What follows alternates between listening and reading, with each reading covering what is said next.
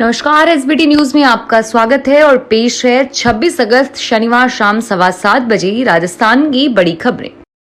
प्रधानमंत्री नरेंद्र मोदी ने G20 summit को लेकर दिल्ली वासियों पर अहम जिम्मेदारी दी है। मोदी ने दिल्ली वासियों से मेहमानों का अद्भुत और शानदार स्वागत करने की अपील करते हुए उन्हें होने वाली असुविधाओं के लिए अभी से माफी मांग ली है। दिल्ली एयरपोर्ट पर स्वागत करने के लिए पहुंचे भाजपा नेताओं, कार्यकर्ताओं और दिल्ली के लोगों को संबोधित करते हुए प्रधानमंत्री नरेंद्र मोदी ने G20 समिट के कारण दिल्ली के लोगों को होने वाली असुविधाओं के लिए पहले से ही क्षमा मांगते हुए कहा कि जब इतनी बड़ी मात्रा में विश्व से मेहमान आएंगे तो कुछ तो असुविधा होगी ही, और अपने ही घर में जब मेहमान आते हैं तो घर वाले अपने मुख्य सोफे पर मेहमानों को बैठाते हैं और खुद साइड में बैठ जाते हैं। भारत ने चावल के निर्यात पर 20% शुल्क लगा दिया है। भारत का यह कदम दुनिया में चावल की कीमतें बढ़ा सकता है। बता दें कि अभी अन्य देशों में चावल 12 वर्षों में अपने उच्चतम स्तर के करीब पहुंच गया है। विश्व चावल निर्यात में भारत की हिस्सेदारी 40% से अधिक है और अन्य निर्यातकों के पास कम भंडार का मतलब है कि शिपमेंट में किसी भी कटौती से पिछले साल यूक्रेन पर रूस के आक्रमण और अनियमित मौसम के कारण पहले से ही खाद्य पदार्थों की कीमतें बढ़ सकती है। भारत के लोगों को राहत देने के लिए सरकार ने यह कदम उठाया है। राजस्थान हाईकोर्ट ने आईएएस के पदों पर पदोन्नति के लिए गैर आरएएस सेवा के अधिकारियों को कोटा तय करने के खिलाफ दायर याचिका पर अपना फैसला सुरक्षित रख लिया है। सीजेएजी मसीह और जस्टिस समीर जैन की खंडपीठ ने यह आदेश राजस्थान प्रशासनिक सेवा परिषद व अन्य की याचिका पर सुनवाई करते हुए दिए। खंडपीठ ने गत 7 जुलाई को पदोन्नति प्रक्रिया पर रोक लगाते हुए केंद्र सरकार को कहा था कि वह राज्य सरकार की ओर से पदोन्नति के लिए भेजे अफसरों के नामों पर आगे की कार्यवाही न करे। राजस्थान विधानसभा चुनाव के लिए कांग्रेस उम्मीदवारों को लेकर रायशुमारी का दौर शुक्रवार से शुरू हो गया है। प्रदेश कांग्रेस चुनाव समिति सदस्य अपने अपने प्रभार वाले जिलों में जाकर पार्टी नेताओं से फीडबैक ले रहे हैं और इसके साथ ही दावेदारों से मिलकर भी राय ले रहे हैं। जयपुर में रविवार को शहर और देहात कांग्रेस की बैठकें बुलाई गई। वहां पर प्रदेश चुनाव समिति के सदस्य नेताओं से विचार विमर्श करेंगे।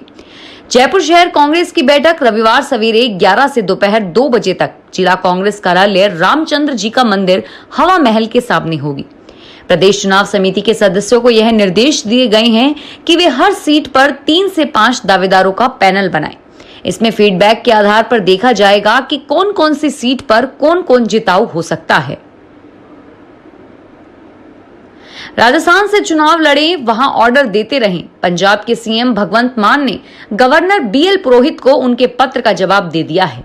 सीएम मान बोले कि गवर्नर को लगता है कि भगवंत मान को लगेगा कि चिट्ठी निकाल दी और कहीं सीएम की कुर्सी न छिन जाए। कॉम्प्रोमाइज कर लो, मगर मैं कोई समझौता नहीं करूंगा।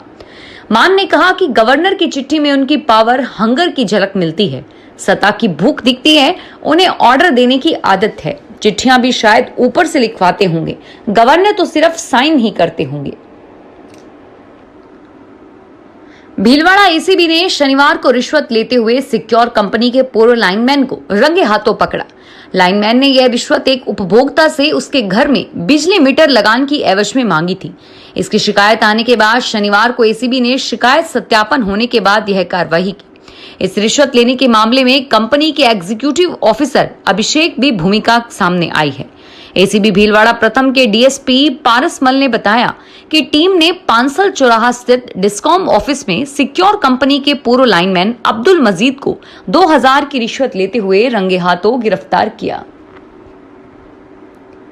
राजस्थान में भाजपा अपना कुनबा बढ़ाकर विधानसभा चुनाव जीतने की जुगत में है और यही वजह है कि नेता कार्यकर्ताओं के लिए कुनबे में नए मतदाताओं को जोड़ने का टारगेट तय किया गया है।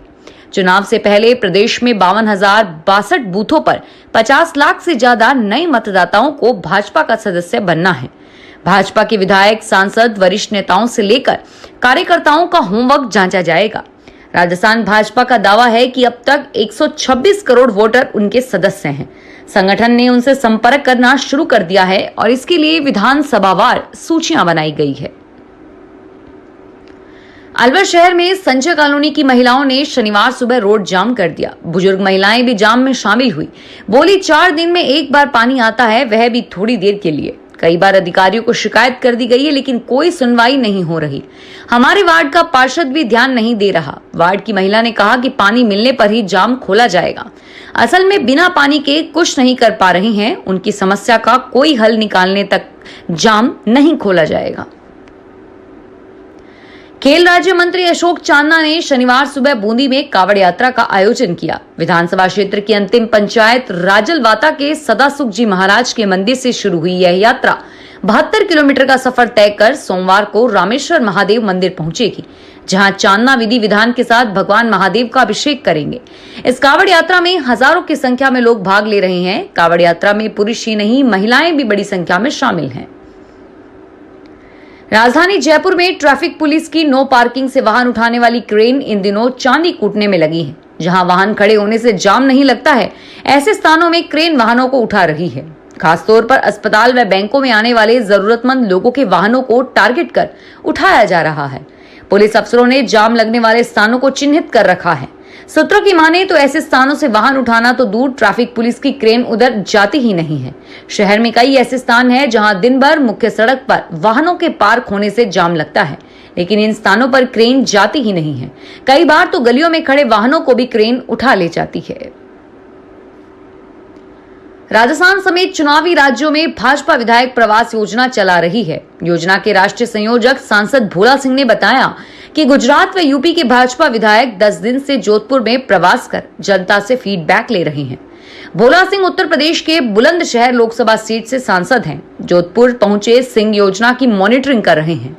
सांसद भोला सिंह ने कहा कि पूरे सप्ताह में विधायकों ने हर वर्ग के लोगों से बात की और मोदी सरकार की योजनाओं का फीडबैक लिया।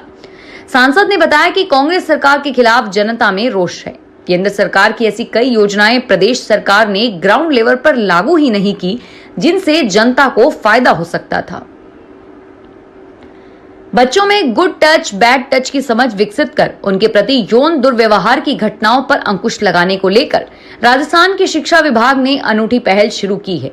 नो बैग नो डे के मौके पर शनिवार को राज्य के 66,000 स्कूलों के 60 लाख बच्चों पर असुरक्षित स्पर्श की समझ विकसित की गई। स्कूलों में विद्यार्थियों को प्रातः 8 से 12 बजे तक गुड टच बैड टच के बारे में प्रशिक्षित किया गया। अगले महीने से निजी स्कूलों में भी इस अभियान का शुभारंभ किया जाएगा। मुख्यमंत्री अशोक गहलोत ने विभाग के अभियान की सराहना की। उद्यान विभाग नागौर जिले में सब्जियों के बेहतर उत्पादन के प्रति किसानों को प्रेरित कर रहा है। इसके तहत किसानों को उन्नत किस्म के सब्जियों के बीज किट मुहैया कराए जा रहे हैं। उद्यानिकी विकास मिशन के तहत जिले के पात्र किसानों को बीज किट वितरण करने का काम शुरू कर दिया गया है। उद्यान विभाग की ओर से किसानों को बांटे जाने वाले बीज मिनी किट उन्नत किस्म के होंगे। जोधपुर पूर्व राज परिवार की सदस्य व पूर्व महारानी हेमलता राजे ने संत अचलानंद गिरी महाराज के साथ रुणीचा बाबा रामदेव के लिए पैदल यात्रा शुरू होगी। रातानाड़ा गणेश मंदिर में पूजा अर्चना की गई और संतों के साथ शाही लवाजमा रामदेवरा के लिए रवाना होगा। पूर्व महारानी ने कहा कि उन्होंने बाबा से कई मन्नत मांगी थी जो पूरी हो चुकी है। अब उनके दरबार में हाजिरी लगाने का समय है। पूर्व महारानी ने कहा कि इस यात्रा के साथ हिंदू मुस्लिम एकता का संदेश देना चाहते हैं, इसलिए बाबा से यह मन्नत मांगने जा रहे हैं कि पूरे मारवाड़ में अमन और चैन रहे। राजस्थान में मॉनसून अब अगले 7-8 दिन में सुस्त रहेगा। कोई नया वेदर सिस्टम एक्टिव नहीं होने के कारण सितंबर के पहले सप्ताह तक तेज बारिश की संभावना नहीं है। राज्य में कहीं कहीं लोकल स्तर पर बादल बनने से हल्की बारिश हो सकती है, लेकिन ज्यादातर एरिया में मौसम सूखा रहेगा। इसके पीछे बड़ा कारण पश्चिमी हवाओं का फिर से प्रभावी होना है। वेस्टर्न विंड के कारण असर से पश्चिमी राजस्थान के जोधपुर बीकानेर संभाग के जिलों में तापमान बढ़ोतरी होगी। मौसम विशेषज्ञ मान रहे हैं कि बंगाल की खाड़ी में अगले 1 सप्ताह तक कोई ऐसा वेदर सिस्टम बनता नहीं दिख रहा और इसी के प्रभाव से मध्य भारत समेत राजस्थान में बारिश का फिर से दौर शुरू हो सके। फिलहाल इस बुलेटिन में इतना ही और फिर हाजिर होंगे तमाम बड़ी खबरों के साथ।